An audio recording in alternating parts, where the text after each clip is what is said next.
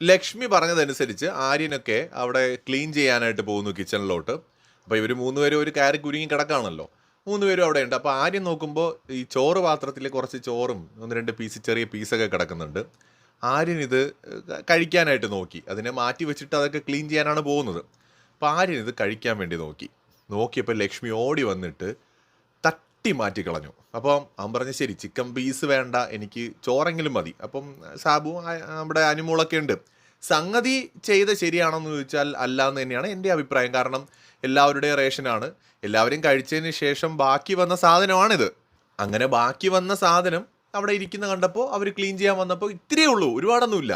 ഒരാൾക്ക് പോലും കഴിക്കാനില്ല, വളരെ കുറച്ച് 5-6 ചോറ് കിടപ്പുണ്ട്, 2-3 കുഞ്ഞു പീസും. അപ്പോൾ അത് കഴിക്കാൻ പോകുമ്പോൾ ലക്ഷ്മി വന്നിട്ട് സംസാരിച്ചൊരു രീതിയുണ്ട്.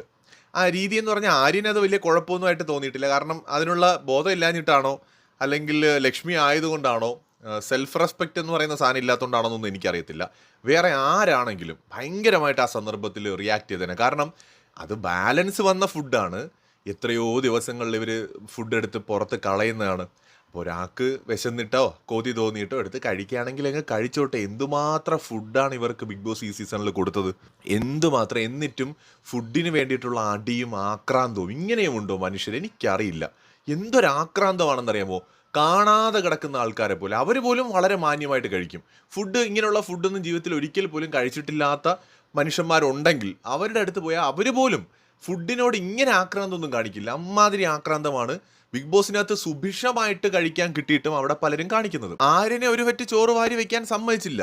എന്തു പറ്റിയെന്ന് വെച്ചാൽ തിരിച്ചെടുത്തുകൊണ്ട് ഫ്രിഡ്ജിലെങ്ങാണ്ട് വെച്ചു ലക്ഷ്മി. ആരും കഴിക്കേണ്ട, ഞാൻ രാത്രി തരുമ്പോൾ കഴിച്ചാൽ മതി എന്നൊക്കെ പറഞ്ഞിട്ട് ഒരു ഈ പറഞ്ഞ പോലെ പ്രിൻസിപ്പിൾ കളി, ബോസായിട്ടുള്ളൊരു കളി. അത് ഭയങ്കര മോശമാണ്. ഇത് ഞാൻ ലക്ഷ്മിയെ കുറ്റം പറയുന്നില്ല, ഇതിന് നിന്ന് കൊടുക്കുന്നവരെയാണ് പറയുന്നത്. അതായത് ഒരു സെൽഫ് റെസ്പെക്റ്റ് ഇല്ലാതെ ആരുടെയെങ്കിലും വായിലിരിക്കുന്നതൊക്കെ കേട്ട് മാനം കെട്ട് നിൽക്കുന്നത്. അതിപ്പോൾ ആര്യനായാലും ആരായാലും അവരെയാണ് ഞാൻ ഈ പറയുന്നത്. അത് ആരാണെങ്കിലും, ആര്യൻ്റെ കേസിൽ ഞാൻ സംസാരിക്കുന്നുണ്ടെങ്കിലും ഇങ്ങനെയൊക്കെ വന്ന ഒരാൾ സംസാരിക്കുമ്പോൾ അതിനോട് ശക്തമായി റിയാക്ട് ചെയ്യാനുള്ള തൻ്റെ ഇടം വേണം.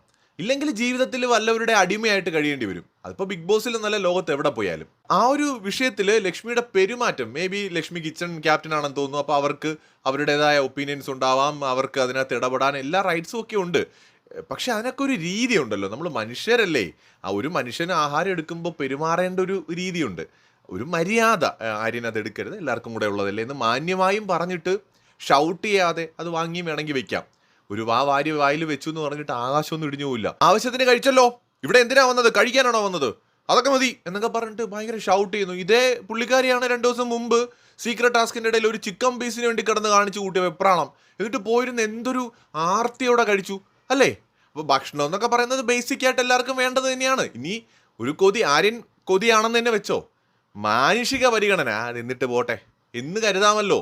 ആകാശമൊന്നും ഇടിഞ്ഞു പോയില്ലല്ലോ. ഇതിൻ്റെ ഇടയിൽ ഷാനവാസും വന്നു ലക്ഷ്മിയെ സപ്പോർട്ട് ചെയ്തുകൊണ്ട്. ആവശ്യമില്ലാത്ത വള്ളിയൊക്കെ കയറി പിടിക്കലാണ് ഷാനവാസിൻ്റെ പരിപാടി. ലക്ഷ്മിയുടെ വള്ളിയിൽ കൂടെ അതിൽ ഷാനവാസും കയറി തൂങ്ങിയിട്ടുണ്ട്. ഒരാവശ്യമില്ലാതെ പോയി 4 ഡയലോഗ് അടിക്കുന്നുണ്ട് ആര്യൻ്റെ അടുത്ത്. അത് ചിക്കൻ പീസായിരുന്നു പുള്ളിയുടെ പ്രശ്നം, ചോറ് പ്രശ്നമില്ലായിരുന്നു. ചിക്കൻ പീസ് എടുത്തതിനാണ് ഷാനവാസ് ചാടിയത്. എല്ലാം കണക്ക് തന്നെയാണ്, പറഞ്ഞിട്ട് കാര്യമില്ല.